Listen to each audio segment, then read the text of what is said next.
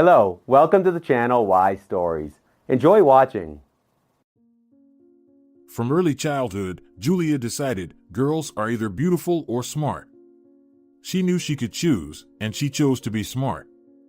She had the example of her older sister Angelina right before her eyes. Everyone around admired Angelina's beauty. How could they not, with her light brown, silky hair, green, mermaid-like eyes, and a figure that could be called model-like? Angelina had been focused solely on her looks since her early years. She read a lot, but these were fashion magazines with makeup tips, diets, and so on. Her friends were just the same. Julia considered them pretty but frivolous fools. Their mother, single-handedly raising two daughters, had high hopes for the elder one. "You'll marry well, Angela, and we'll live well." Julia was still a little girl then, in 4th or 5th grade. She couldn't understand how one could place the responsibility for their happiness and well-being on someone else. Didn't her mother, who had been burnt herself, draw the right conclusions? One day, Juliet asked her mother directly, "You married Dad for his money too, right? And he left us, went to a younger and more beautiful woman. He left nothing for you or the children because she had good appetites. And now you're teaching Angela the same, so she ends up the same way. Don't jinx it." Her mother flailed her hands. "Angela is different. First, she's young. Second, she's much more beautiful than me, and after all, she has me. I had to figure everything out on my own, but I will guide her, teach her everything. Everything will be fine for Angela, and for you too, if you listen to me." Julia just sighed heavily then. Her mother was beautiful and kind, but far too frivolous. Both her mother and Angela lived with rose-colored glasses on their eyes. Everyone dreamed of a beautiful life, believing that appearance was the defining factor of success for a woman, and so on. Julia was different from her peers in character. She was always pragmatic, responsible, far-sighted, and she clearly understood, to achieve something in life, one must work hard. The options her mother and sister had in mind, wealthy men, benefactors, were unreliable, fragile, and illusory. Angela jokingly called her younger sister a bore. The mother constantly tried to change Julia, to impose her own point of view on her daughter. Interestingly, the mother sincerely believed she wished her child well. "I worry about your future. How can you not understand? You turned out such a beauty. You took the best from me and your father. When you finish school, we'll find you a wealthy suitor. Just don't be so dull, men like cheerful and smiling women." "No, thank you. After school, I'm going to study economics," Julia replied. "Oh, you know how competitive that is?" Angela always argued at this point. "There you need to be either very smart or have good connections." "Yes," the mother sighed. "We can't afford commercial education, and you won't get in for free." But Julia, trying not to listen to her sisters' and mother's arguments, pursued her goal. She spent day and night over textbooks, searching for additional courses online, mostly free, as her mother, working as a cashier in a local supermarket, had no money for her daughter's education, and the father was almost uninvolved in the children's lives, having a new family. He did send some nominal alimony, but that was the extent of it. No communication, support, or help in difficult situations. Julia knew from childhood not to count on him. Deep down, she wanted to meet and talk to her father at least once. She felt she might be like him in character because she was nothing like her mother and Angelina. But he never sought out his daughters, and Julia didn't want to impose herself. Moreover, she was afraid of facing the indifference or, worse, the dislike of her own kin. Her father was a businessman, owning a chain of stores. He seemed to make good money, but all his assets were cleverly registered in his new wife's name, so his ex-wife and children couldn't claim anything. This looked petty, mean, even despicable. Ideally, Julia should have been as offended by her father as her mother and Angelina were, but she had a dream, to study economics, start her own business, and one day meet her father over some business matter, a joint project, a profitable contract, something like that. Let him see what his daughter achieved on her own, without his help. Maybe then, they could talk as equals. And Juliet achieved her goal. She got into the budget of that very economics faculty she aimed for. She was overjoyed to see her name on the list of admitted students, screaming in front of the computer screen, jumping to the ceiling in happiness. Have you lost your mind? Angela peeked into the room with little Yin in her arms. Angela had recently become a mother, having a son with a wealthy man. He dutifully paid child support, but he had little desire to interact with the child's mother or even Yin himself. Needless to say, the child support was minimal. Standard scheme, gray wage, most earnings hidden. Angela had indeed repeated her mother's fate, in an even worse version, but she didn't give up and continued to dream of a prince who would eventually solve all her financial problems. The mother supported the elder daughter in everything. She adored her grandson, which was unsurprising.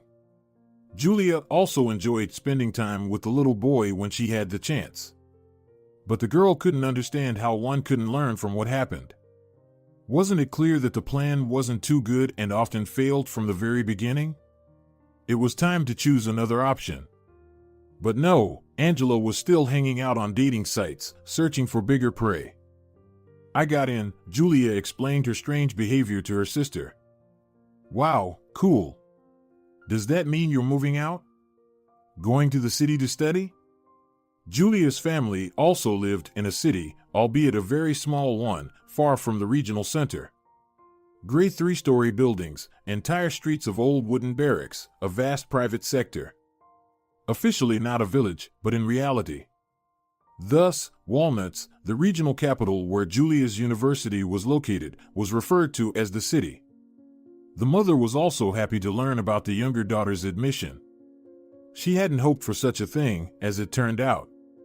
She thought, let the younger one show off, and when she realizes it didn't work out, she'll follow in her mother's footsteps, work at the supermarket cashier, and finally ponder the words of more experienced relatives, realizing one should look for a wealthy and reliable man. And look how it turned out, she got admitted. Well done, daughter, the mother hugged the younger one. I'll help you as best I can. I can't send much money, sorry, but I'll find a little bit for your living expenses. You also need to dress nicely. In a big city, you have more chances to meet a decent person. Mom, are you starting again? Julia smiled. She was touched that her mother supported and understood her and even offered help. Julia knew these funds were not easy for her mother to come by, but she was ready to help her daughter while she was still a student, and this was priceless. Julia started a new life. She was given a room in the student dormitory, though not a private one. She had to share the space with 2 girls, but the roommates turned out to be very pleasant. Both were studying at the Pedagogical Institute and, like Julia, were focused on study and work. The girls had a lot in common. Julia even became friends with one of these roommates, Paula. They maintained their relationship even after each had graduated from their respective universities and moved into rented apartments. Julia enjoyed her studies. From the first year, she was convinced she had chosen the right direction. Economic sciences came easily to her. Lectures seemed interesting, and coursework and exams incredibly easy. Julia even started earning money. It turned out that people were willing to pay good for essays and projects. Good by Julia's standards, of course. The girl had to work part-time and study a lot. She had no time for student parties, club outings, and similar entertainments. Sometimes she wanted to have fun and relax, but she understood every minute was precious. Her time was too valuable. Moreover, there wasn't much money. Her mother tried her best, topping up her daughter's card with a small amount each month. Julia knew this was a significant part of her mother's salary and was very grateful for it. It was little, very little, but still, her mother's help allowed Julia to stay afloat. Especially after the 3rd year, when something changed in the university and students were required to pay for the dormitory. Previously, it had been free. Julia economized on almost everything, but she didn't get discouraged. She knew she was working towards her goal. Sooner or later, everything would be good, just as she had dreamed. But around New Year's, an event occurred that made Julia reconsider her plans and turned her life upside down. It happened during that hectic time before New Year's when students are trying to pass all their debts so they can start the winter session after the holidays without any troubles. Julia was preparing for an exam in the history of economics when her sister called. Angelina's photo appeared on the screen, smiling broadly, looking like a star. Julia immediately understood something had happened. Angela wouldn't just call her at 3 in the morning. It was Julia who was up, preparing for exams, while her sister should have been deep in her 7th dream. "Mom is in a trouble," Angelina's ringing voice came through the phone. She seemed close to hysterics. "Come quickly." "What happened?" Julia felt her limbs go cold, and her stomach suddenly felt very empty. Anxiety gripped her heart with an icy, rough hand. "She's been hit by a bus." "What? When? Is she alive?" But getting coherent answers from Angela was impossible. She was crying and sobbing into the phone, dropping only disjointed, insignificant phrases. Mostly, these were laments about how scared and bad she felt now. Apparently, the accident had happened in the evening, but Angelina was only informed just now, literally a couple of minutes ago, and she immediately called her sister. Of course, there was no longer any talk of debts or exams at that moment. Early in the morning, Julia took the first ride home. At the bus station at such an early hour, she was almost the only passenger. She found her sister in a terrible state, disheveled hair, a face swollen from tears. She was holding her younger daughter, the little Michaela, in her arms. Angelina was already a mother of many children. The eldest son Yin, then 2 girls, Carolina and Michaela, born close together. None of the fathers took part in raising the children. The princes, sons of wealthy parents, refused to raise offspring and got off with minimal alimony. With Angelina, they just had fun, not intending anything serious, while she kept stepping on the same trap, getting pregnant deliberately in hopes of finding a happy, strong family. "If something happens to her, how will I manage with them alone?" Angelina looked at Julia with lost eyes, as if expecting her to offer a solution, but Julia. At that moment, she was ready to hit her sister. It was unknown what had happened to their mother, and she was only thinking about herself. How did it happen? They had a corporate party, Angelina hurriedly spoke, mechanically rocking her daughter. They must have drunk there. They told me that Mom was crossing the road in an improper place. She jumped out right in front of the bus. The driver couldn't do anything. He's in shock now, too, in the hospital. Had a heart attack right there on the spot. By the time they figured it all out, they called me late at night, and I called you right away." "So Mom's alive?" Julia clarified, as it was most important for her. "Which hospital is she in?" "Froston." Julia rushed out of the house, calling a taxi on the go. She had to get there as soon as possible, had to understand what happened to her kin. At the hospital, Julia was told terrible news. Her mother was no longer there. She had passed away just recently, at the moment when Julia was rushing to the clinic. Everything happened in the ICU. The doctor later said that there were no chances for a good outcome, the injuries were too severe, and Julia wouldn't have been able to say goodbye to her mother anyway. She was in a coma. And yet, the girl blamed herself for not being quick enough, for not holding her mother's hand while she was still. Julia was signing some papers when crying Angela called her. Someone from the medical staff had informed her, and now the older sister was close to panic. It was a difficult time. Organizing the funeral, trying to bring her sister back to her senses, who had to take care of her little ones no matter what, and gradually realizing the terrible fact. The most dear and close person in the world was no longer there. Just gone. Their father didn't show up at the funeral, although he couldn't have been unaware of what had happened. The man didn't even call his daughters, didn't try to understand if they needed his help. Probably, he considered them adults already. Both were over 18, so legally the father no longer owed them anything. He had faithfully paid alimony until the daughter's adulthood, and nothing more was to be expected. That was when Julia realized that she wouldn't meet or talk to this person even when she reached career heights. They, Angela and her mother, were not needed by him, and he was not needed by them. There was no resentment. Julia just suddenly realized that her father was a complete stranger. Maybe they were alike in some ways, but the father was a stranger, simply a stranger, and that was period. But Angela was her blood, and she needed support. Angelina cried nonstop for several days, and Julia didn't stop her. Let her cry it out. It would be easier for her that way. While her sister coped with her grief, Julia helped her with the nephew and nieces. The children, even in such a dire situation, made her smile. It was impossible to remain indifferent to their funny games and listen to their sweet babbling. The nephew and nieces, more than anything else, showed Julia that life goes on. Julia couldn't stay with her sister for long, winter session. And Angelina had already come to her senses a bit, even started browsing dating sites again. Now she wanted even more for a mature, supportive person to be by her side. Their mother was no longer there. Julia, despite everything, passed the session with flying colors. This meant a higher scholarship. However, these funds were not even enough for a month's rent of a room. The dormitory had become paid. And she still needed to eat, dress, pay for transportation. Julia tried to combine studying and working in a cafeteria. It turned out to be impossible. She quickly accumulated a lot of absences and debts. In the end, she didn't even get permission for the next session. Dismissal loomed ahead. The teachers took into account her previous achievements and met her halfway, but she still couldn't cope. The only solution was to transfer to a correspondence course.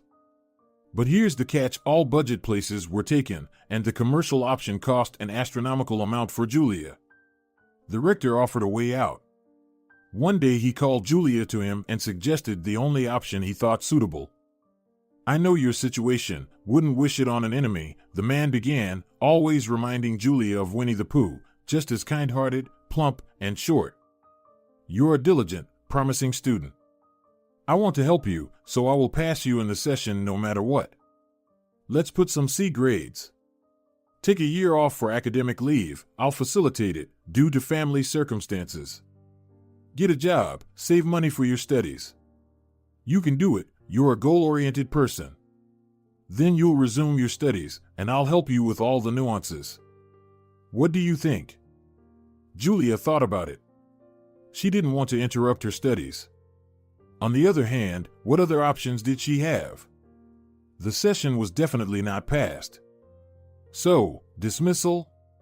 And where to go? Go back home to the parents' apartment? But there's already Angela's new suitor living there, a young and seemingly good guy, Alfredo. Unlike Angela's previous admirers, he's not a rich major. The guy works on construction, works hard from dawn to dusk, earns a living. He seems to really love Angela and has accepted all her children. Maybe they will really have a family. Julia would be completely superfluous there, and she herself didn't want to live with her sister. No, Julia loved her very much. She was the only relative in the whole world, and still.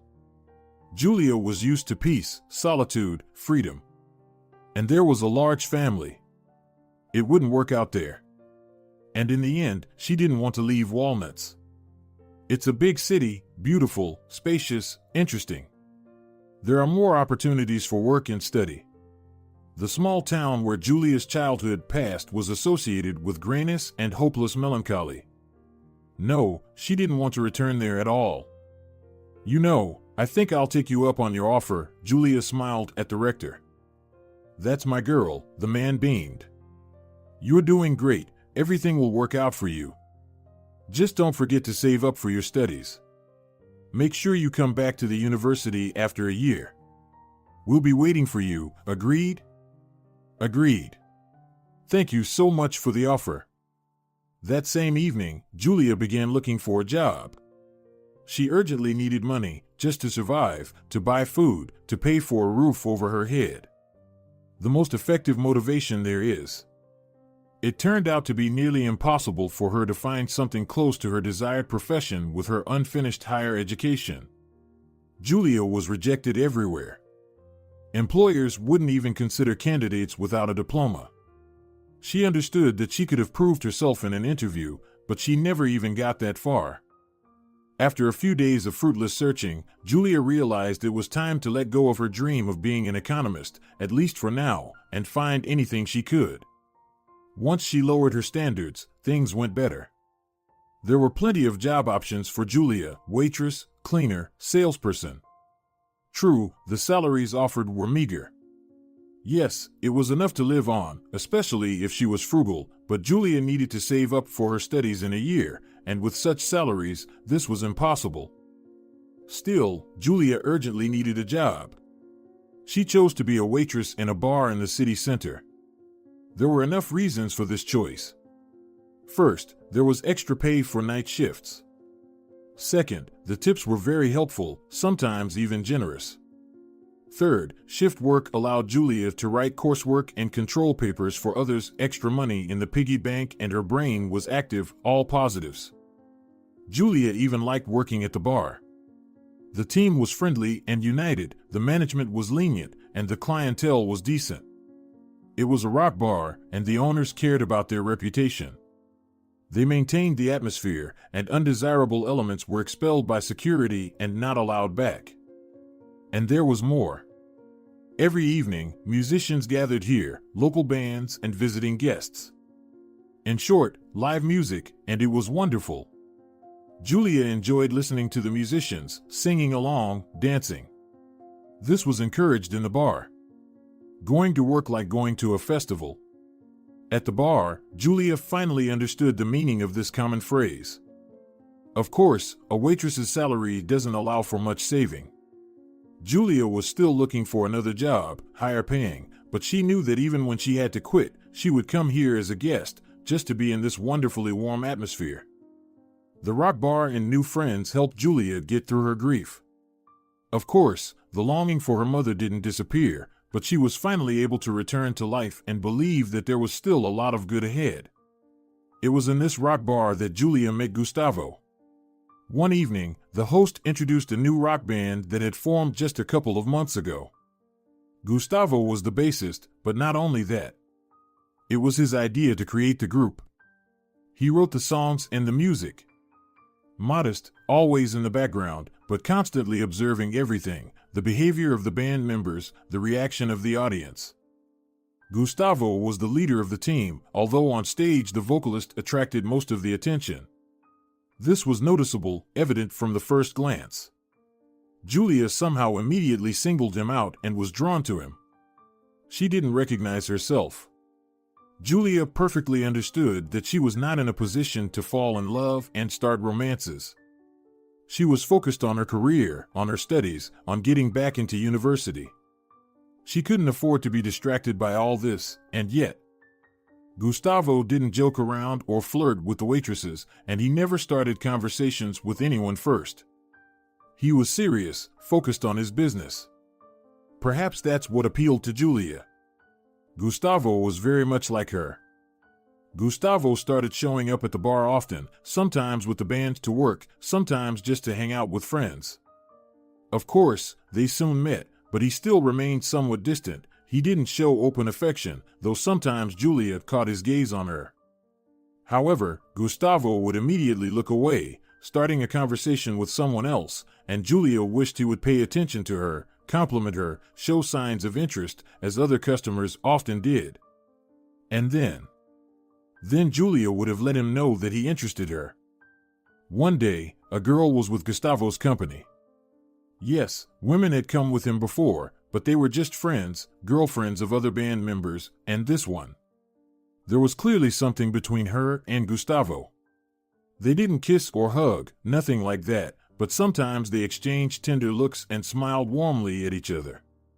Once she even laid her head on his shoulder, and Gustavo, usually cold and even stern, stroked her hair with a natural and very gentle gesture, as if she were a kitten. Julia felt a very unpleasant sensation stirring in her chest. She immediately recognized it: jealousy.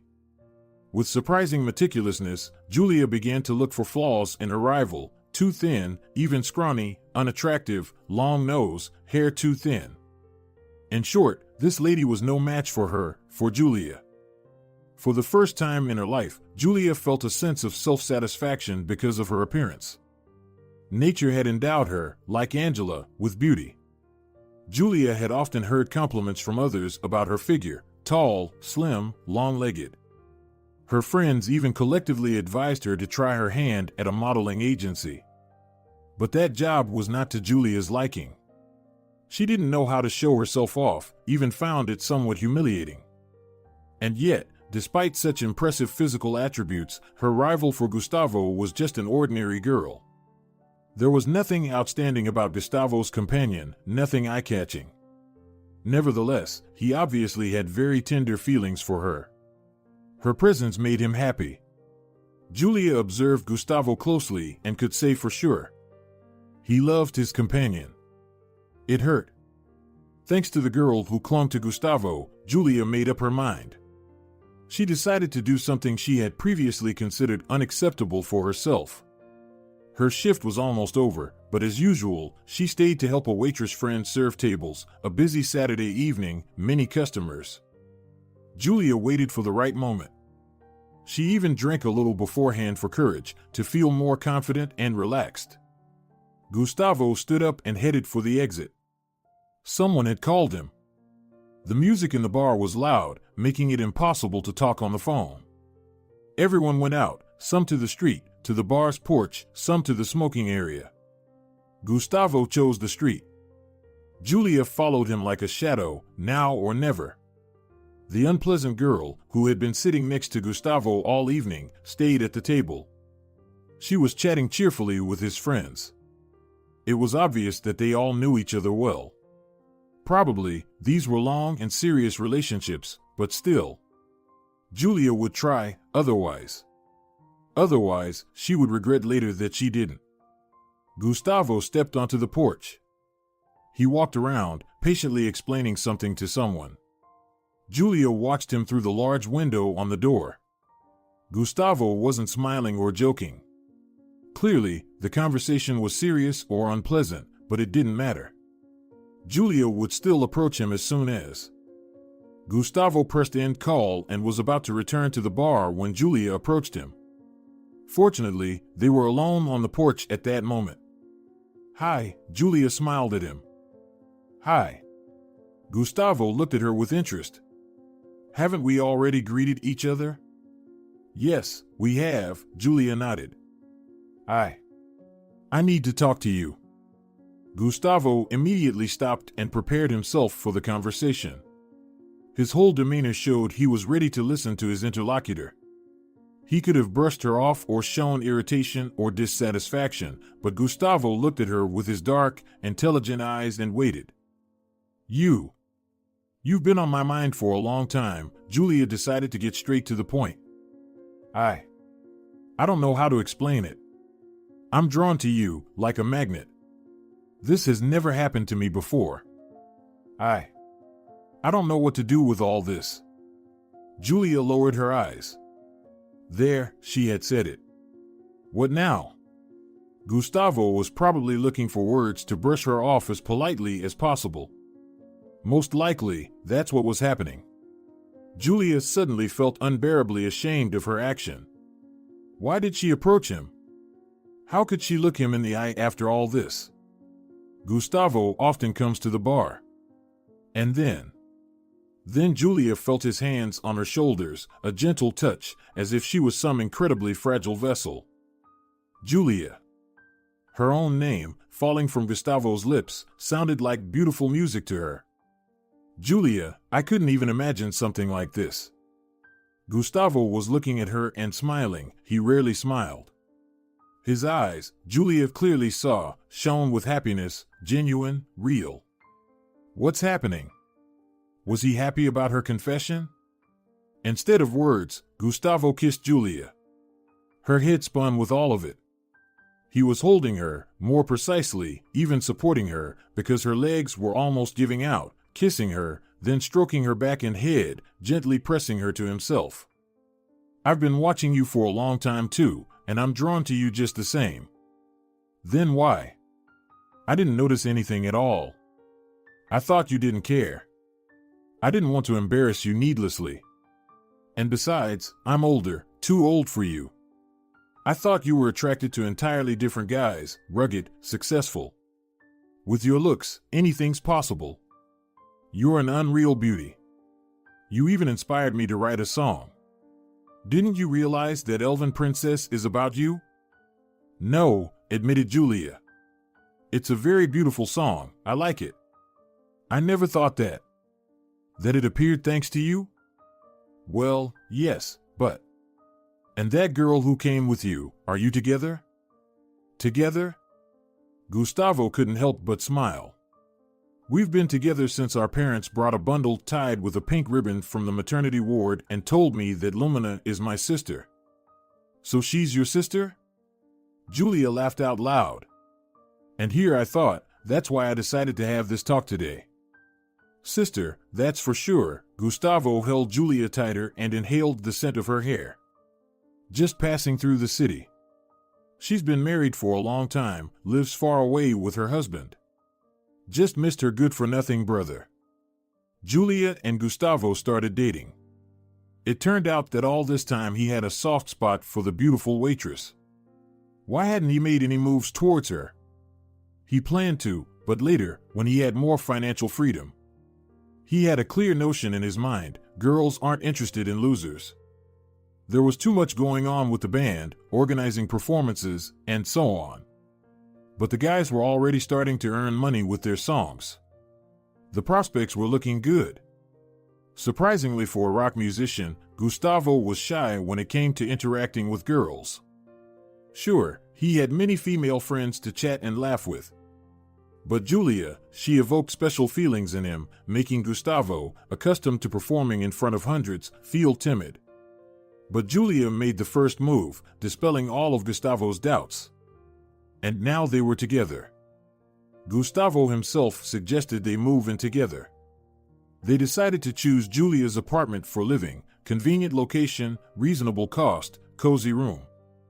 So, it turned out that Gustavo moved in with her. But he immediately took over the rent payment and minor repairs, which every dwelling periodically needs. It also turned out that Gustavo was an excellent cook. Julia's culinary talents simply paled in comparison to his expertise. Gustavo, as befits a creative person, created real masterpieces, both in the recording studio and in the kitchen. He was gentle, caring, attentive, fully immersed in creativity, but never forgetting about his loved one. They talked a lot, often went for walks, and sometimes discussed Gustavo's next song that was swirling in his head and about to be born. Sometimes Julia would suggest the right phrase or word to her beloved. He would joyfully seize the idea, and then she would feel proud of herself. After all, she had participated in the creation of a hit. Julia completely immersed herself in her feelings and new sensations. Before meeting Gustavo, she didn't know what it was like to love a man. She didn't have time for that. First, there was diligent studying, then attempts to survive.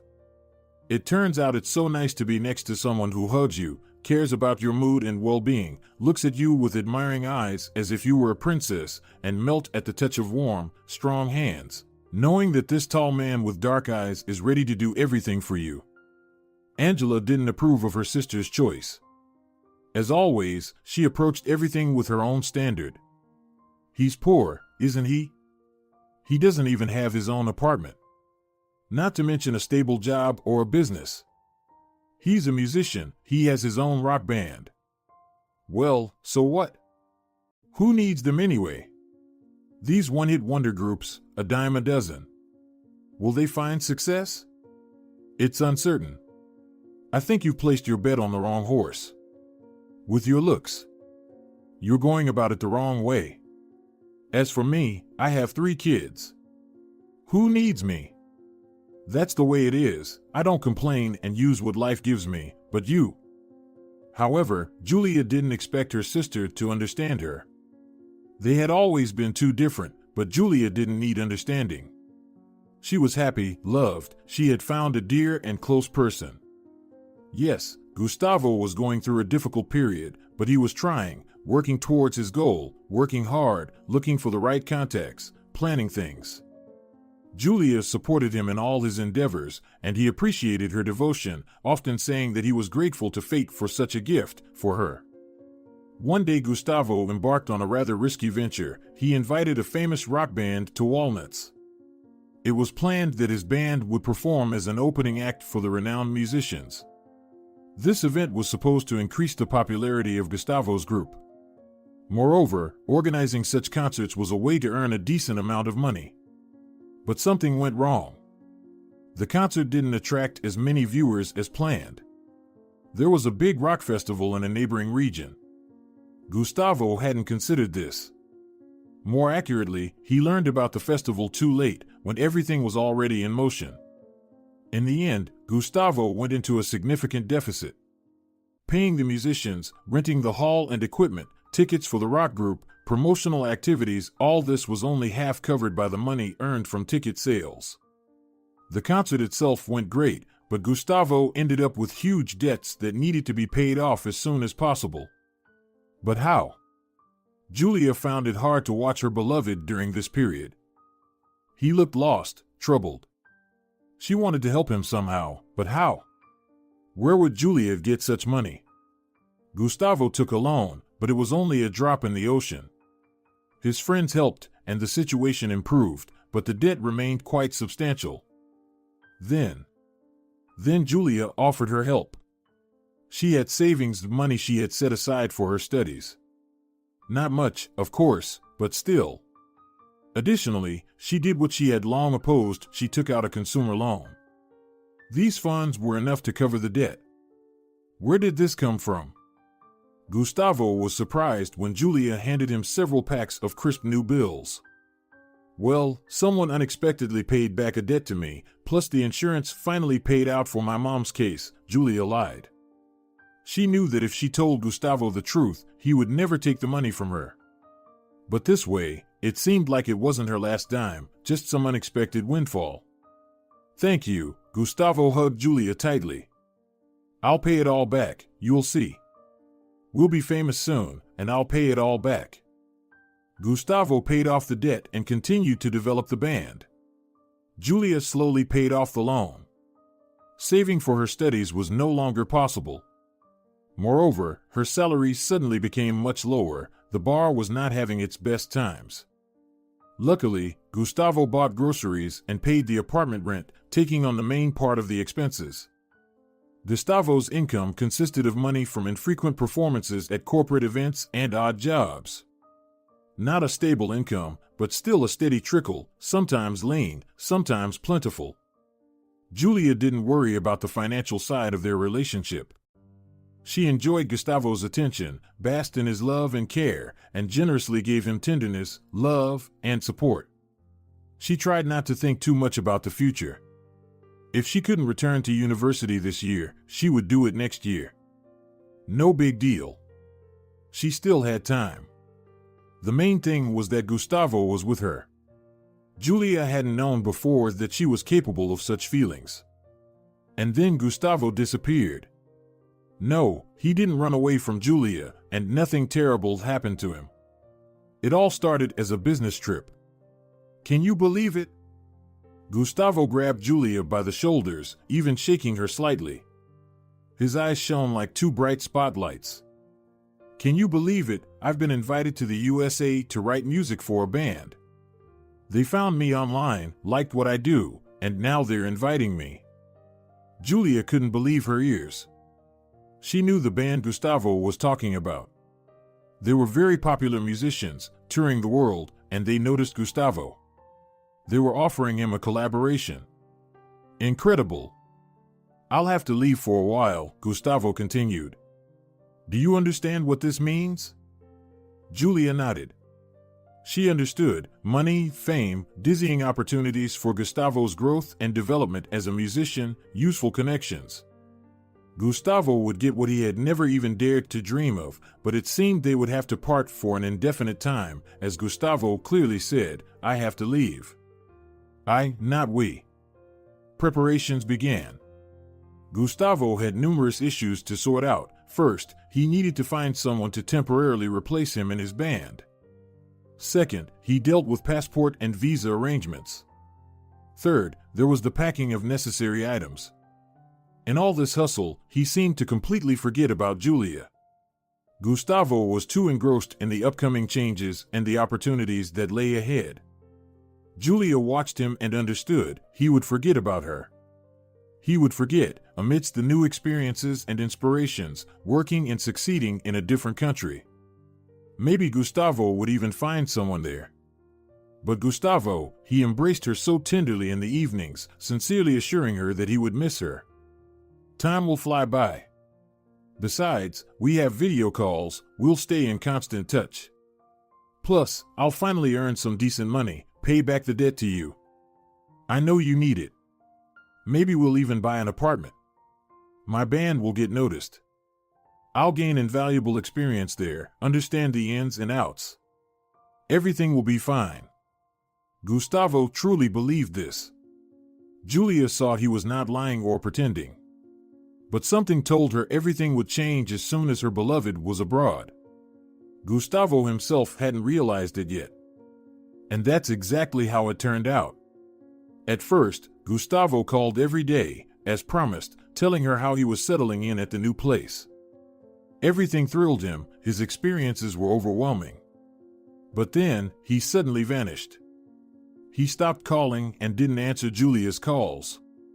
The long beeps consistently ended with a message that the subscriber was apparently busy and couldn't answer. At first, Julia was worried, thinking something terrible and irreversible had happened to him. But soon she saw a recent performance of that band on a music channel. Gustavo was there with them, changed, more mature, even more serious than usual. So, he was fine, just apparently decided to start a new life and cut off all previous ties, including forgetting about her, Julia. At first, the girl still hoped, waited for him to call, to explain everything, but Gustavo disappeared, completely vanished from her life. Julia made it a rule to watch the music channel every day. Occasionally, she saw Gustavo. He was never the center of attention, but still sometimes caught on camera. And quite often, there was a girl with him, the same one, perhaps a makeup artist or costume designer for the band. Beautiful, striking. It seemed there was something between her and Gustavo, there had to be. Julia desperately envied Gustavo and this girl, and other potential muses of her beloved. She was in pain, a pain like never before, and also felt offended and scared. Scared of being alone again without the warmth and support of a loved one. A nasty mix of feelings and emotions, and there were other more pressing problems, a lack of money. Julia was barely making ends meet with her tiny salary and the loan. Eventually, the bar went bankrupt. New owners bought it, turned it into a hookah bar, and Julia had to quit, along with all the former staff. Another blow. This place held special memories and feelings for Julia, and now the bar was gone. The cozy bar where one could always enjoy live music, where a friendly and warm atmosphere prevailed. Gustavo would have understood her, supported her. With him, everything was simpler and more pleasant, but he was hundreds of kilometers away and, it seemed, had already forgotten about her. Gustavo had no idea of the desperate situation Julia was in. He never learned about the loan, thinking that Julia helped him with an additional amount she unexpectedly received, and of course, he had no idea about her job loss. And even if he knew, would it matter to him now? Julia didn't have the luxury to dwell on resentments and thoughts of what if. She desperately needed a job, preferably a well-paid one, and so she tirelessly scoured job listings, hoping to find something that could help her climb out of her financial pit. Fortunately, the owner agreed to wait for the rent payment, but his patience was limited. Soon, Julia might be asked to leave. A job advertisement caught Julia's attention due to the salary offered a decent amount that could solve many of her problems. But the job itself seemed unfamiliar to Julia. It required a caregiver for a small, apparently unwell girl. The diagnosis wasn't disclosed. However, the advertiser made it clear The child needed round-the-clock care and supervision, including administering medication on time, accompanying her to procedures, and so on. Julia pondered. She had experience caring for little children, thanks to Angela and her brood. She even enjoyed taking care of her nieces and nephew. She knew how to feed, dress, and entertain small children. But this was about a seriously ill child. Could she handle it? At least it was worth trying. Julia called the provided number and was greeted by a pleasant male voice. He asked her a few questions: age, occupation, education, experience with small children. She was then invited for an interview. Julia was nervous the night before. She wanted this job. It was as vital as air for her, a chance to escape her financial hole, to stay afloat. Where else could she find such a salary? So she worried, fretted. What if they didn't hire her? Would she have to look for a waitress job again, working for mere pennies? A taxi brought Julia to a suburban cottage settlement, an elite area with high, beautiful houses surrounded by fences. At the gates, a housekeeping assistant greeted her, who, as Julia later learned, did everything: cleaning, cooking, laundry, because her employer, Victor Campos, was always too busy. Business people generally have very little free time. Senor Campos met the applicant in the living room. He was a man in his 40s, with intelligent, piercingly blue eyes. Perfectly styled hair with a touch of gray, an athletic figure. Clearly, this man paid attention to his health and appearance. Julia felt intimidated at first. How to start a conversation with such a person? Next to him, she suddenly felt insignificant. "Good morning," Senor Campos smiled warmly, and Julia's embarrassment vanished. His smile was open and kind. Senor Campos immediately seemed like a familiar person. "Hello," Julia smiled back. "I'm here about the job advertisement." "That's very good. Let me tell you straight away, I need a caregiver for my daughter. Sandra, she's in a very serious condition right now, so it's not for everyone. Her health is monitored by doctors. They come here every day. I could hire a nurse for Sandra, but how should I put this? Her life already involves a lot of pain, many people in white coats. I would like someone else to be with her. Someone young like you, cheerful, who knows many songs and fairy tales, who can entertain a child, inspire her, come up with some interesting activity. In short, to brighten her leisure time." What's wrong with your daughter?" Julia simply couldn't help but ask this question. "Who knows?" Senor Campos lowered his eyes. His face instantly darkened, becoming anxious and tense. "Sandra has been examined everywhere. No one can understand anything. Her body, it's like it's destroying itself.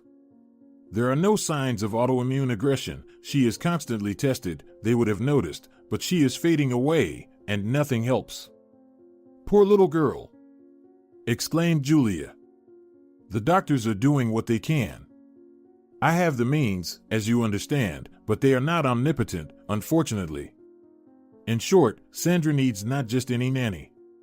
For that, we have Sonora Espejo, our beloved housekeeper. She can feed her and give her medications on time. And we don't need just a caregiver either.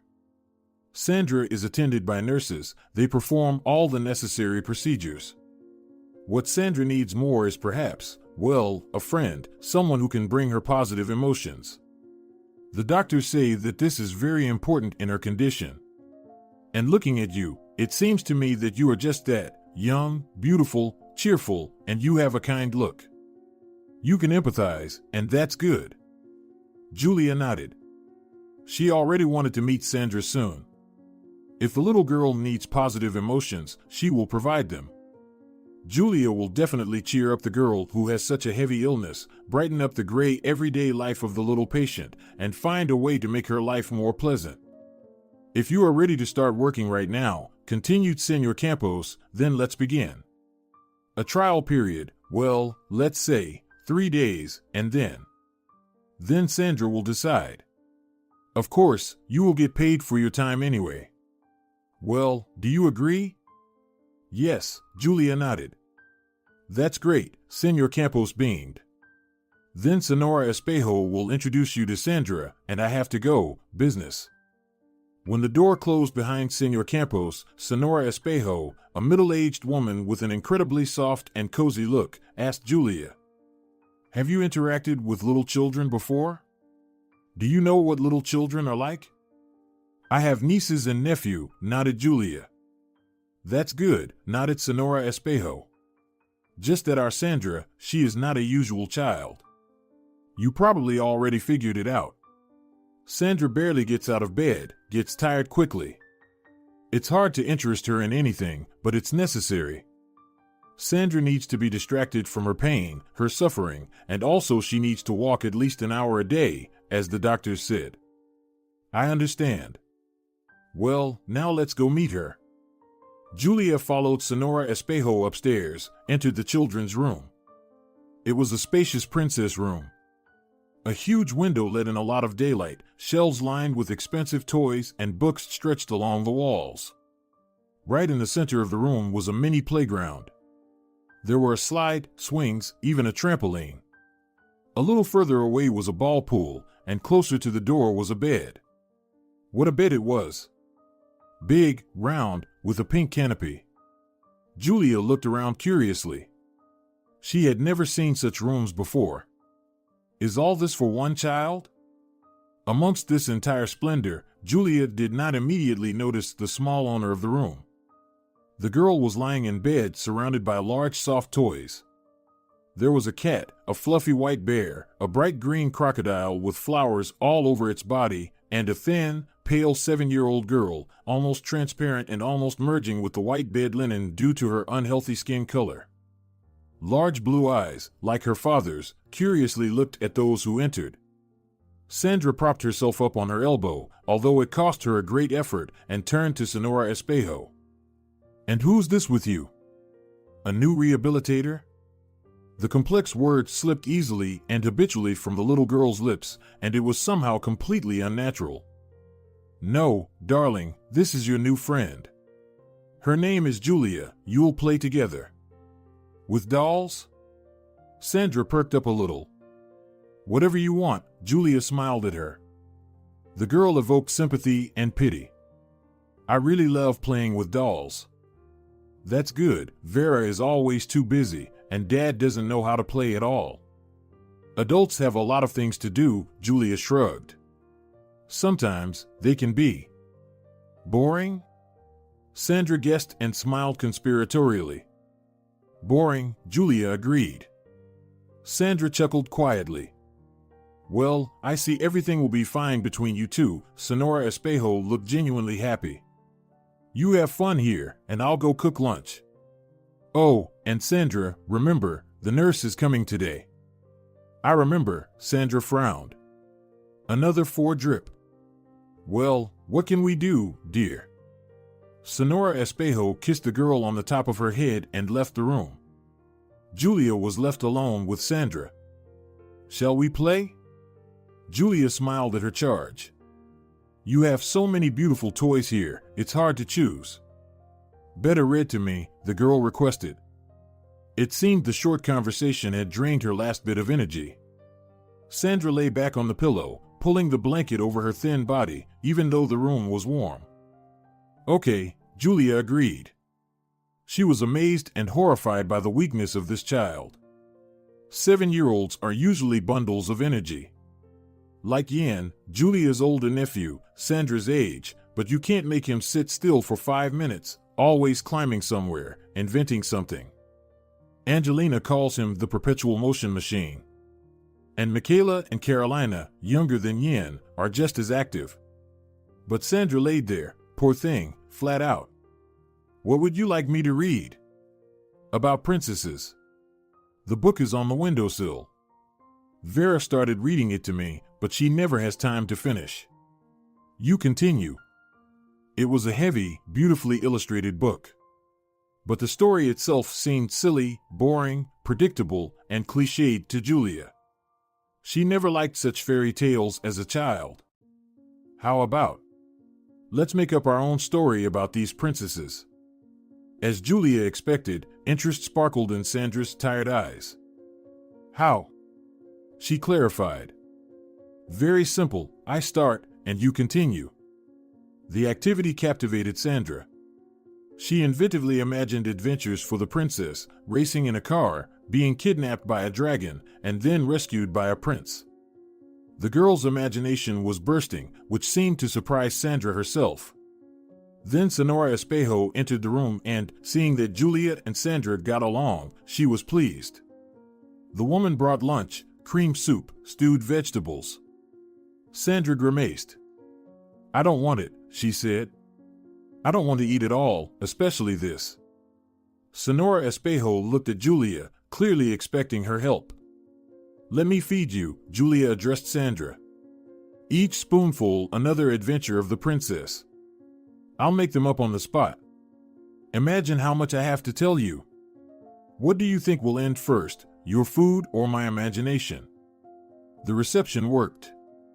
The food ran out faster than Julia's imagination, but Sandra demanded more stories. Sonora Espejo raised her hands in surprise, smiled, and left. Soon, a nurse entered the children's room. Sandra immediately darkened. She was almost asleep, lunch and her story had tired her out, but it was time for the procedures. And for? The girl hopelessly asked the nurse, who nodded sympathetically. I'll do it quickly, don't be afraid. It won't hurt. You can sleep afterward. And we'll have coffee for now, Sonora Espejo pulled Julia by the sleeve. You're not needed here right now. The housekeeper led Julia to the spacious kitchen. On the table, steaming cups of coffee and a fragrant pie were already waiting, which seemed to have just come out of the oven. It looks like you've gotten along well with Sandra, the woman smiled, looking warmly at Julia. That's good. Sandra chased away her previous nanny, but she took to you right away. I've already called Senor Campos, told him everything. He's very pleased and happy, ordered us to take good care of you. I'm glad too, Julia smiled. I feel really sorry for Sandra. My nephews are so noisy, so cheerful, and she's lying in bed and can't even play anything. It's so sad. What do the doctors say? Are there any chances? No predictions, Sonora Espejo shook her head. They can't even give her a diagnosis. They're just alleviating the symptoms. After the 4, Sandra will feel a bit better for a while. You'll take a walk after her afternoon nap. Senor Campos is Sandra's father. I understood that. But where is her mother? Is she on a business trip? Does she also have a responsible job, which is why she can't stay with her daughter? Oh, if only, Sonora Espejo sighed. Helena. She's not here. The birth was complicated.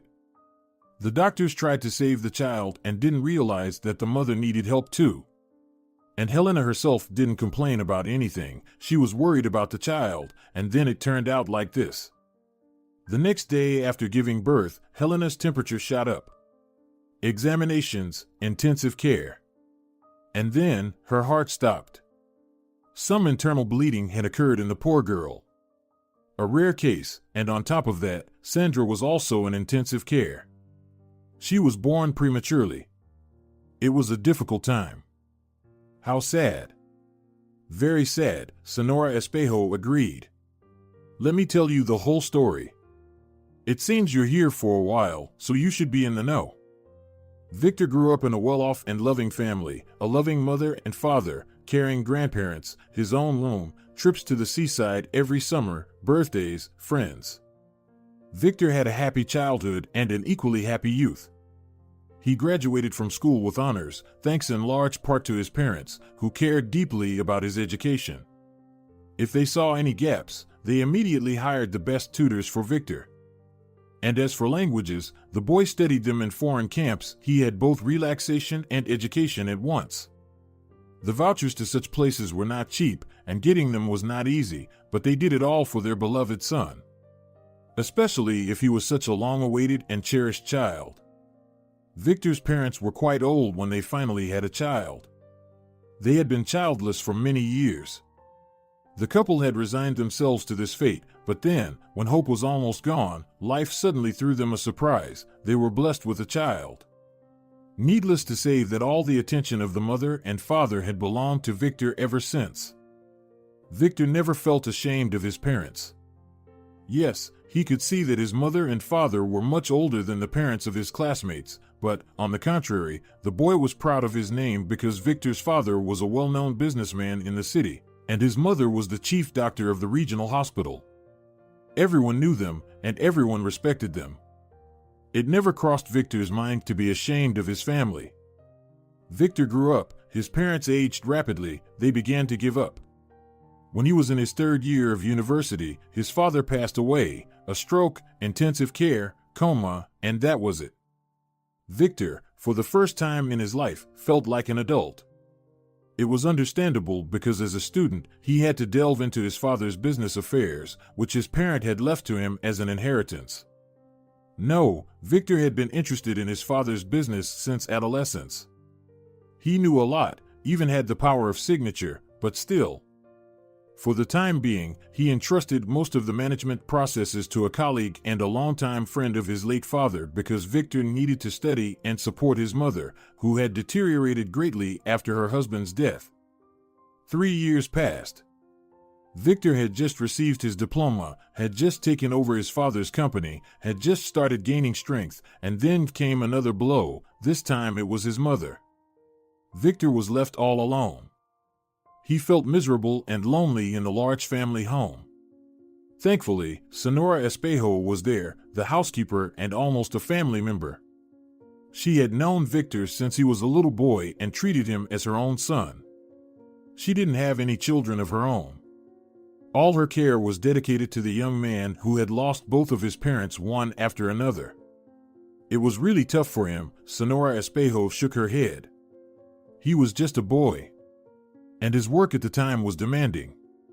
There were decisions to be made, places to go, meetings to attend, contracts to sign, and all sorts of things. That's what saved Victor back then. Time passed. Victor transformed from a young and inexperienced boy into a smart and savvy man, a talented businessman. Senora Espejo rejoiced in watching over her ward. He grew up, became stronger, gained self-confidence. The housekeeper hoped that Victor would find a good wife, get married, and become a father. That's when her heart would be at ease. But he didn't really have anyone special, Senora Espejo said. Sure, there were some girls around Victor. He's a prominent and wealthy young man. They were always after him. But it seemed to me that they were only interested in his money, just gold diggers. And then Helena came along. Victor literally bumped into Helena on the street. She was walking along the sidewalk, in a hurry, as it turned out, for a job interview at Victor's company. Helena had recently been laid off. The factory where she had worked as an accountant for several years after college suddenly closed down, so Helena was now looking for a new position. Victor had gone out for a walk, to get some fresh air. He even had a goal, to buy donuts at the bakery around the corner. And then fate brought the young people together, quite literally. Helena rushed out from around the corner and collided with the unsuspecting Victor. From that point on, everything unfolded like in a romantic music video. Helena's bag fell off her shoulder, its contents scattered on the asphalt. Victor and Helena rushed to pick it all up. The girl was apologizing frantically, and Victor assured her that everything was fine while admiring her beautiful gray eyes. It was love at first sight. When the young couple sorted out the bag and the items that had spilled from it, they both stood up simultaneously, smiled at each other, and Victor, as a man, took the first step, asked the name of the beautiful stranger, and then introduced himself. They walked slowly and talked, getting to know each other. When Victor learned that Helena was rushing to his office, he brightened up and immediately understood that this beautiful girl was his destiny. And it was not accidental that they met in such an interesting way, rather than seeing each other for the first time in the office. It was more romantic, interesting, and pleasant that way. In general, a real romance began. Senora Espejo had never seen Victor so happy. Helena turned out to be smart, understanding, and kind. She quickly found common ground with Sonora Espejo, which was important. Sweet, sweet girl. Why does she have such a fate? Sonora Espejo shook her head in dismay. A couple of years after they met, Victor and Helena got married. They were a wonderful, harmonious, and happy couple. Love, understanding, and respect reigned between them. Sonora Espejo's heart rejoiced when she saw them together, her beloved Vico and his wonderful, beautiful wife. Well, they decided not to rush with children. Sonora Espejo continued her story. It was their joint decision, as if they felt something. They traveled, worked, and spent time with friends. And I, being a fool, advised them in an old-fashioned way not to delay with this matter. I wanted to spoil their little one. But Victor and Helena lived for themselves for a long time, a whole 5 years after their wedding. They wanted children, but not right away, later. Everything was fine with them as it was. And then came the news of Helena's pregnancy. It was an unplanned event, but all the household members greeted it with joy. Well, it's time, Helena summed it up. The child decided that waiting was no longer necessary. Thank God. Sonora Espejo clapped her hands. I think you'll have a boy. Helena, you've become so beautiful. Girls take away their mother's beauty during pregnancy. But the housekeeper was mistaken. The ultrasound confirmed that Helena was expecting a healthy, strong girl. They showed me her ultrasound picture. You know, they're doing this type of photos right in mother's womb. I looked at it, and she looked just like Helena. That's how our Sandra was born, resembling her mommy. Sandra. It was Helena who chose the name for their daughter. Victor and Sonora Espejo had no objections, they both liked it. Helena's pregnancy was not easy. At first, she suffered from morning sickness, and then it seemed to subside, but other problems arose, high blood pressure and swelling. The baby was developing well, but her mother was suffering, wasting away before their eyes, refusing to eat, and spending a lot of time lying down. The usually energetic Helena lacked the strength even to go downstairs. Sonora Espejo brought her food to her bedroom. The woman pitied Helena, helped her as much as she could, and assured her that everything would be fine after the birth. It's not easy for women to have children, Sonora Espejo sighed. It depends, Julia shrugged, remembering her sister. For her, having children had been relatively easy. In general, Helena's labor began much earlier than expected. The pregnancy had been threatened throughout, so fortunately, at that moment, the expectant mother was in the hospital under the supervision of doctors. They tried to stop the process, but it didn't work. Sandra was born prematurely, weak. She didn't cry, and they didn't place her on Helena's chest. They didn't even show her to her mother. When it comes to newborns who need to stay in their mother's womb for at least 3 more months, everything happens differently. Sandra was immediately sent to the intensive care unit, and a battle for her life began. As for Helena, initially, it seemed like everything was fine with Helena. She was tired, of course, after giving birth, and she worried about her daughter, couldn't find her place. All of this was understandable, explainable, and natural. Doctors examined the new mother, found no deviations, and sent her to the hospital room. Serious symptoms appeared later, but it was too late. Victor and I were both so worried about the baby, Sonora Espejo almost cried. It was clear that even now, 7 years later, it was difficult for her to recall everything. We thought the baby wouldn't survive. She was born too early, too weak. And then, when Victor received a call from the hospital in the morning and was informed that his wife had died from internal bleeding, he didn't believe his ears at first. He thought they were talking about Sandra. His mind refused to accept what he had heard. But no, Sandra had managed to pull through. She turned out to be a strong girl, but Helena, she was gone. Victor was like a ghost for several months. He didn't sleep, he didn't eat. I thought he might. You know. But he pulled through. He had to work, he had to take care of Sandra. Although, to be completely honest, at first, he treated his daughter poorly, blamed her for what happened to Helena. He understood that it wasn't right, but he couldn't help being angry with her. Sandra was discharged from the hospital. They hired a nanny for her because someone had to take care of the baby. Sonora Espejo was already too old for this, but she enjoyed playing with Sandra, pushing her in the stroller around the yard, talking to her a lot, and she was the only one who gave the newborn the much-needed love. During that period, the father was not capable of it. "She's like a granddaughter to me," the housekeeper smiled.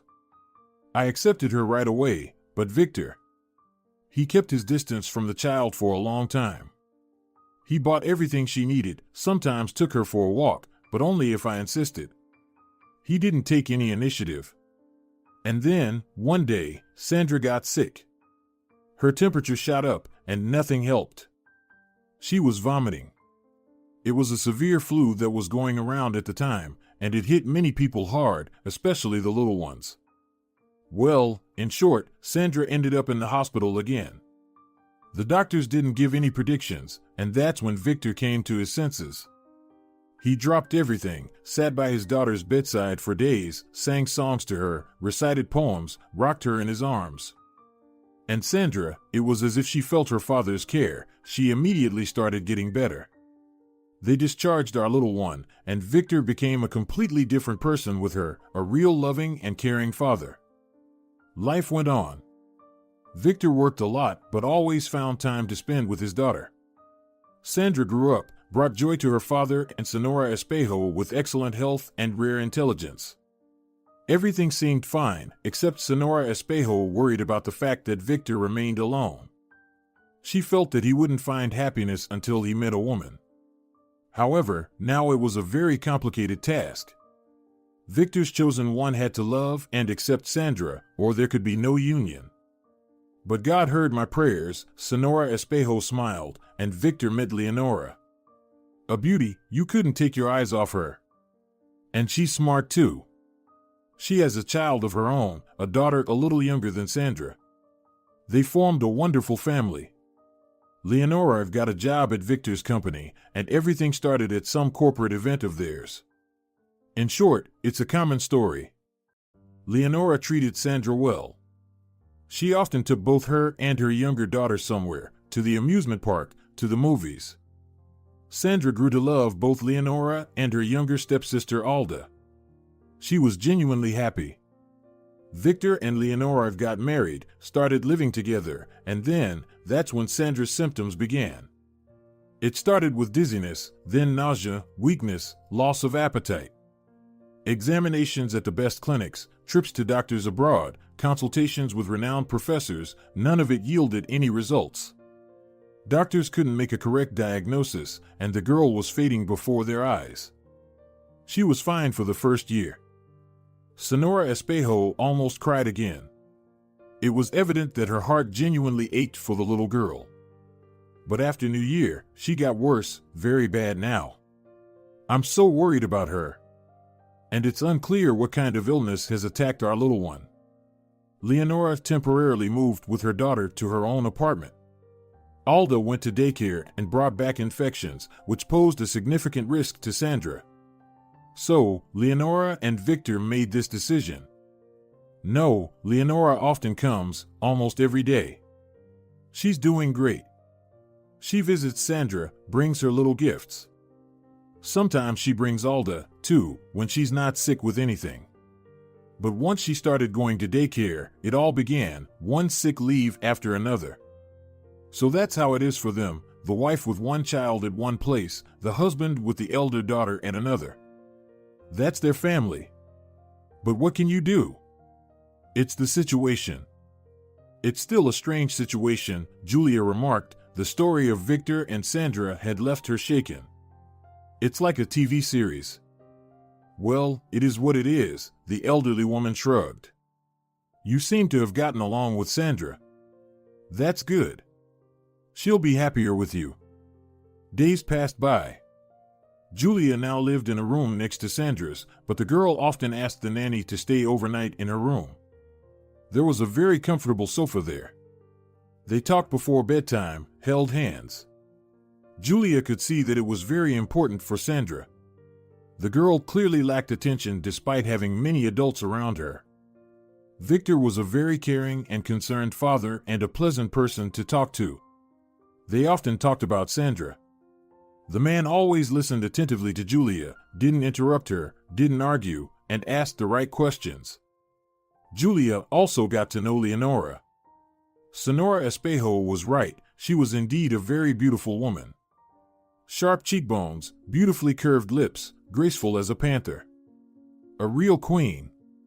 But when Leonora interacted with Sandra, when she adjusted the girl's blanket, smiled at her, caressed the child's head, Julia couldn't shake the feeling that the woman was insincere. It manifested itself in insignificant, seemingly trivial details, the cold gleam in her eyes, the disdainful movement of her lips, something imperceptible yet very unpleasant. One day, Julia had a strange dream. She found herself in a room, peeling wallpaper, creaky floors. She sat on a rickety stool near a dark window through which nothing could be seen, and she realized that she was asleep. She wanted to wake up desperately, but for some reason, it wouldn't happen.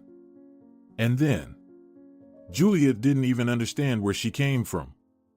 Before her, Helena seemed to materialize out of thin air. Julia recognized her because she had seen pictures of Sandra's mother.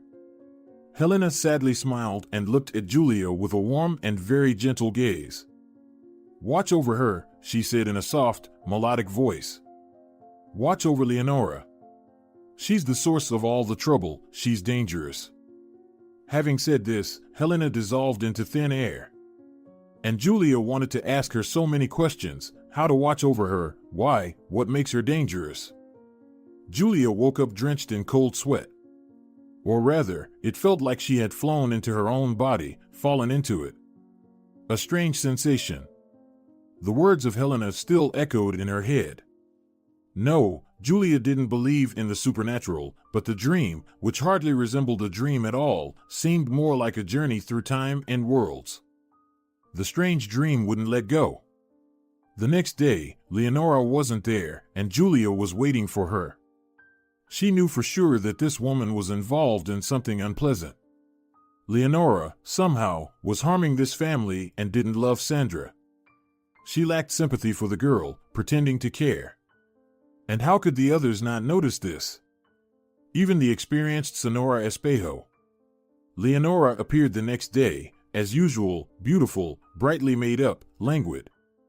She went to greet Sandra first, then went down to the kitchen.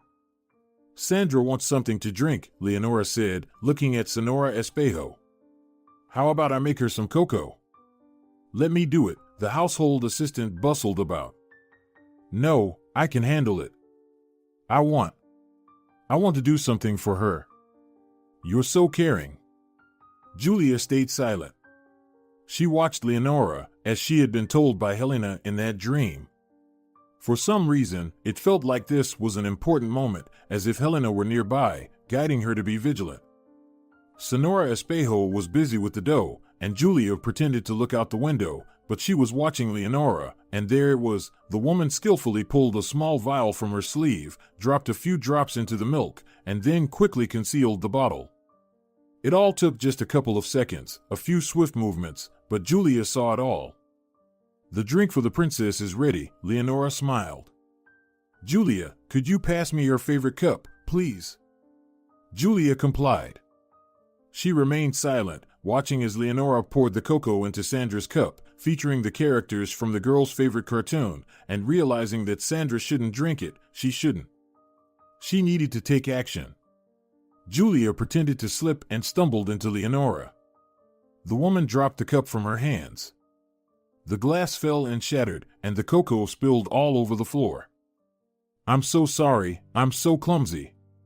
Julia hurriedly started cleaning up the spilled mess, picking up the pieces. "It's okay, I'll make another one." There was a poorly concealed irritation in Leonora's voice. Julia couldn't pull off the same trick a second time, as it would raise suspicion. So, she had to accept that Sandra would drink the cocoa made by her stepmother. While Leonora and Sonora Espejo were with Sandra, Julia squeezed the cloth she had used to clean the cocoa into an empty tomato paste jar. She planned to take the liquid to be analyzed right away. She needed to know for sure what Leonora had added to the cocoa. It might have been ordinary vitamins, and in that case, there was no need to panic. But something told Julia that it wasn't. The results of the analysis took 2 days to come back. When Julia saw the report, she was horrified. The drink contained a deadly poison, causing symptoms similar to those Sandra had experienced. This meant that the girl's weakness was explained by the fact that her stepmother was systematically poisoning her, as if in a grim fairy tale. Julia didn't know who to turn to with this information. Sonora Espejo? But what could she do? Victor? He might not believe her at all. What should she do? Leonora couldn't be allowed near the girl anymore. She wanted to send her to the other side and had nearly succeeded in her endeavor. And yet, Julia, mustering her courage, spoke to Victor, telling him everything about her strange dream, the cocoa incident, and the forensic analysis. Julia was afraid that he would yell at her, insult her, fire her, or worse, accuse her of trying to harm his daughter. "You know," Victor said, examining Julia, "I would. I probably would have fired you immediately after hearing these words. It's very strange, you must agree. But just yesterday I also had an unusual dream. Helena. She asked me to trust you, just to trust you, nothing more. Let's not tell anyone about this for now, and take some time off. I need to sort everything out. Sonora Espejo will call you when you can come back to work." Julia spent these few days on edge. She didn't know what was happening in Victor's house, and she was very worried about Sandra, to whom she had already grown attached with all her heart. But Victor told her to wait for a call, so she waited. Sonora Espejo called. Seeing her name on the screen, Julia became anxious. What would they tell her now? How did everything go? "Come over," Sonora Espejo said. "We have something here. Come quickly. Sandra misses you a lot." Julia didn't need much persuading. Within half an hour, she was already at Victor's house. The door was opened by the owner himself, still calm and composed. From his appearance, it was hard to guess what had happened. "I want to thank you," the man finally allowed himself to smile. "You were right. Leonora, she really wanted. I'm almost afraid to say it out loud. That wretch wanted to poison Sandra." Sonora Espejo didn't mince her words. "Can you imagine? I trusted her so much." The story turned out to be banal and as old as the world. Greedy Leonora couldn't accept the presence of a rival in the form of Victor's beloved daughter in her life of luxury. She wanted Victor's entire fortune to go to her own daughter, Alda, instead. Well, to herself first, of course. Leonora had once studied to become a pharmacist. Although she had never worked in that profession and had preferred to live off wealthy admirers, she had acquired enough knowledge in college to come up with a way to send her detested stepdaughter to the other side. A poison that was difficult to detect in the blood and tissues unless specifically looked for. Leonora added the toxic substance to the food she prepared for Sandra, and the girl grew weaker, slowly fading away. The goal was within reach. "This is unfathomable, beyond belief." Sonora Espejo couldn't calm down. Julia understood her. Indeed, Leonora's act was monstrous. How could she do this to an innocent child? Sandra had believed in her, loved her. In the end, Victor installed surveillance cameras in the kitchen. It turned out that Leonora added poison to Sandra's food every time. Sometimes she cooked something for the girl herself, sometimes she cleverly dropped it into the products prepared by Sonora Espejo. "I personally carried this poison to Sandra with my own hands." In the end, Leonora was caught red-handed. She was currently under investigation. Sandra's father took her back, a man who had longed to be with his child for a long time but was rejected because he was deemed unworthy due to his poverty. "Alda will be fine," reassured Sonora Espejo. "The child is not to blame for what her mother wanted to do." "And Sandra? How is she?" A clear voice came from behind. "Sandra is great." Julia turned around and locked eyes with Sandra. She was still very thin and pale, but she had enough strength now to walk around the house. A real miracle. The doctor said she would recover quickly. Julia and Gustavo strolled slowly along the shelves of the children's store. It was the girls' section, so both of them felt like they had entered a realm of pink and purple. Dolls, sets of children's cosmetics, soft toys. Their eyes were wide with wonder. When I was in the USA, a guy bought a voice-controlled robot for his nephew. That's something. Maybe Sandra will like something similar.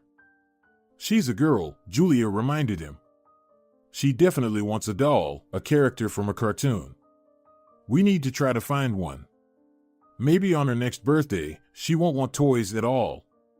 Children grow up so fast. It's amazing. We'll find out soon enough. Gustavo placed his hand on Julia's rounded belly. The baby responded immediately with a weak but noticeable kick. A year ago, right after they saved Sandra from her wicked stepmother, Julia had another surprise waiting for her. She continued to live with Sandra nearby. The little girl was quickly recovering, engaging in active play, and asking to be taken on walks all around the city. The girl remained very attached to Julia and Julia. She still needed work, and she had become accustomed to everyone, the girl, Senora Espejo, and even Senor Campos. She didn't want to part with them. Initially, the adults decided not to tell Sandra the truth about what had happened to her. The story was too dreadful. But the clever girl managed to put two and two together, overheard something, and figured things out on her own. This story didn't have as devastating effect on her as the adults had feared. Sandra took it all rather calmly. It's just like in fairy tales, the girl shrugged. The little one was coming back to life. In September, she started school with her peers. As for Julia was finally able to resume her studies at the university. She chose a part-time program because she needed to both study and work. However, her work now resembled life in a family with her loved ones. Sweet, cheerful Sandra, kind and wise Senora Espejo, the always busy but polite and attentive Senor Campos. With these people, Julia felt comfortable, warm, and content. They accepted her, and they were very grateful to her for saving Sandra. It's scary to think about what could have happened if it weren't for that strange dream. They discussed this unusual event. First, Helena appeared in Julia's dream, and then in Victor's. Senora Espejo was convinced that Helena had broken through time and worlds to save her daughter. Victor just shook his head and didn't express his opinion, while Julia, she didn't know what to think. Perhaps Leonora immediately aroused her suspicion because Sandra's stepmother didn't make a good impression on her from the first glance. More likely, Julia was turning things over in her mind. It's possible that her thoughts transformed into this unusual dream. But what was harder to explain was that Helena appeared in Victor's dream too and asked him to trust Julia. That was more difficult to understand. On that day, Julia left the house alone. Sandra was studying. Senora Espejo was busy with household chores. Julia needed to go to the university to submit some documents to the dean's office. And suddenly, Gustavo stepped towards her. Julia couldn't believe her eyes. She stepped back, but he looked happy and bewildered. He smiled and looked at Julia as if there was no one more important to him in the world. "I finally found you," he said, unable to contain himself, and hugged her. Julia didn't understand anything, but she didn't resist. She pressed herself against her beloved, relishing his closeness and trying not to think about Gustavo's betrayal, his sudden disappearance. The explanation turned out to be ridiculously simple. Gustavo had simply dropped his phone into the ocean while on a boat trip. Naturally, the gadget was irretrievably lost. Julia wasn't registered on social networks, so he couldn't contact her in any way. Gustavo wrote letters, like in the old days, letters and telegrams, but Julia, she had moved in with Victor, and she rarely came home, so the letters piled up in the mailbox, and then, for some reason, they disappeared. Julia remembered that moment. Somehow, she returned home and saw that the mailbox door was broken. Someone had for some reason broken into the mailbox and taken the letters. Maybe kids, maybe a curious neighbor. In short, Julia didn't receive any news from Gustavo, so she thought he had forgotten about her, started a new life, and betrayed her. I couldn't just drop everything and leave. It concerned my career and our future, our well-being. Without you, without news about you, it was unbearable, but I knew I had to wait, and then, financially, I would secure us for many years ahead, and then I could come to you and explain everything. I didn't even realize how difficult it was for you. That's how it was, just an unfortunate series of events. Julia was happy that her feelings and Gustavo's turned out to be real, that there was no betrayal or deception in her life. Just a misunderstanding that had finally been resolved. Gustavo now had a contract with a famous producer in the capital. He had everything he had dreamed of: concerts, performances, tours, the opportunity to bring his music to people who were ready to accept it, and of course, money. Gustavo even managed to buy an apartment for the two of them. Right now, renovations were in full swing there.